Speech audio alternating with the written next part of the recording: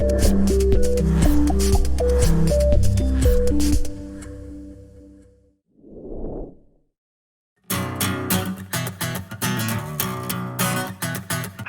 Eatons Cup and the Sheridan Rodeo Cup, they go together. When I set the games up in the year, I find out when rodeo is starting. And I have the Rodeo Cup, and then you're either before rodeo or after. But always rodeo and Eatons are the same week in July. The Wild Rodeo, this would have been its 90th year. Now, polo has been in this county since 1892.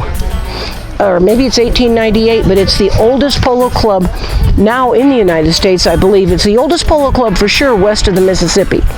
I don't know how long they've had a Sheridan Rodeo Cup, but they've darn sure had it as many. I've been here 40 years, and they've certainly had it every year that I've been here.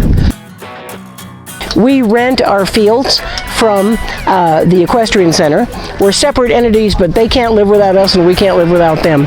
And we rent our fields, and this is probably the nicest 60 acres of polo fields.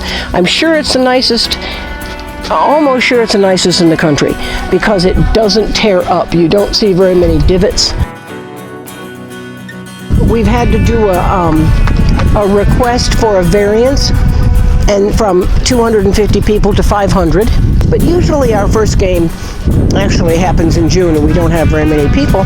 But yes, last week we had 243 people, besides all the trucks, trailers, and assistants and help, and there's a whole bunch of people that help, you know.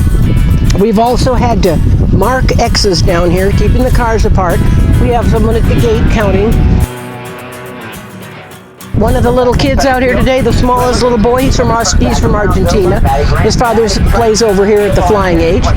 Most of these people come from Houston or somewhere in Texas. There's a lot of polo in the winter, and it's too hot in the summer. Polo in the winter in Florida, and they come up here to play. This is by far the destination place to play polo in the summer.